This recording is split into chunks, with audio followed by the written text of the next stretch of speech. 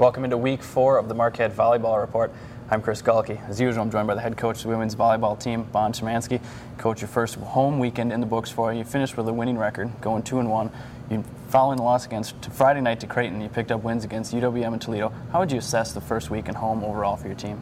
It was okay. I think we need to move out of the realm of okay or mostly good and just do it all good. And I think we were really excited to play at home on the home opener on Friday night, but we didn't find a way to channel the excitement into intensity until too late in that match. And just a couple tight points in there where we didn't get it done, and that's kind of the way the ball bounces sometimes in volleyball. And because it's rally scoring, you make one mistake and you cost yourself a point and you give your opponent a point. So every play is kind of a 2-point play. And, for us, it's kind of mitigating and controlling that excitement level a little bit and making sure that we stay focused on the game plan, the scouting report. And so to turn around and do it with a great crowd on Saturday night against UW Milwaukee was good. And I thought we really put our foot down well with them and won 3-0. What we're really encouraged about is that we got up in that match and then we just kept climbing. Our offense kept getting stronger and stronger, our efficiency higher and higher, our defense better and better. And that's something that we haven't done in the past. We tend to get a little bit soft mentally when we get up on a team 2-0 or 1-0.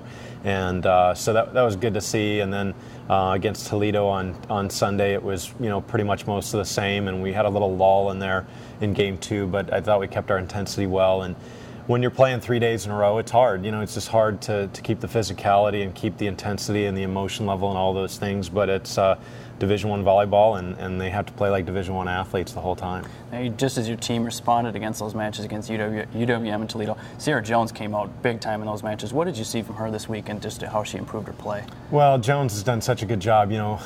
Last year for us, she was pretty streaky. She'd get hot, cold, and a lot of that was just, it was a mental thing, developing her maturity, developing kind of her gamesmanship and her competitive character. And she, I think, worked really hard on it over the course of the spring season, and this fall she showed it the whole way through. And I give her a lot of credit. I just think she's growing up, and I'm really proud of her for it. And she has the ability to bounce back faster than she used to. And as a result, she makes a hitting error, and then she comes out the next swing and absolutely destroys the swing. So she's really a dynamic go-to for us right now. And we actually had a chance to catch up with Ciara to get her thoughts on her play this past weekend. I talked to my parents about the way that I played.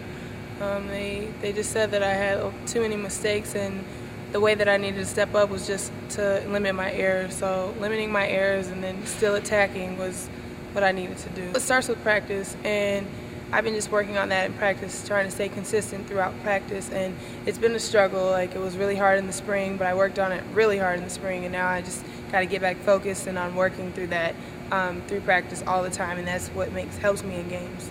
All right, Coach, you head to Northwestern this weekend for the Wildcat Classic. You'll be taking on Harvard, Charlotte, Northwestern. What are you looking to get out of your team before the Big East play starts the following weekend?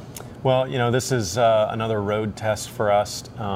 We're on the road 6 of our first 7 weekends, and it's a lot. And but I think we're ready. I think we're ready to go down to Chicago and do some damage.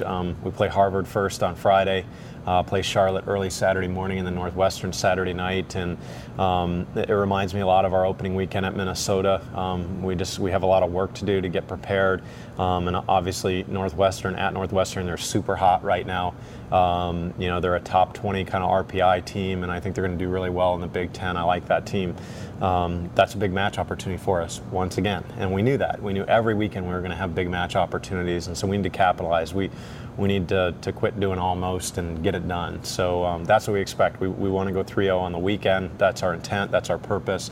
And part of that is in preparation for the Big East, but most of it is just keeping focused on the weekend at hand. And then when the Big East rolls around, that just starts a brand new season. So we're in a really good spot. I think, we talked about kind of controlling our emotions and keeping our focus in check a little bit through the course of the opening part.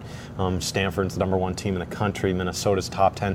We had a lot of tough matches, and we said we're going to have to find ways to just keep our confidence in spite of some losses. And And I believe that we're doing that, and so now we're going to have another test on that. But really like where our RPI sits right now. We're at, a top 40 RPI. Last year we were an 80 RPI. So even though we're not winning them all, we're playing a super tough schedule, and I think in the end that'll be to our benefit, whether it's Big East or NCAA play. All right, Coach, we thank you for your time. And thanks for tuning in for this edition of the Marquette Volleyball Report. Be sure to tune in next week as we'll recap the Wildcat Classic and we'll look ahead to the Big East opener against USF. Thanks for watching.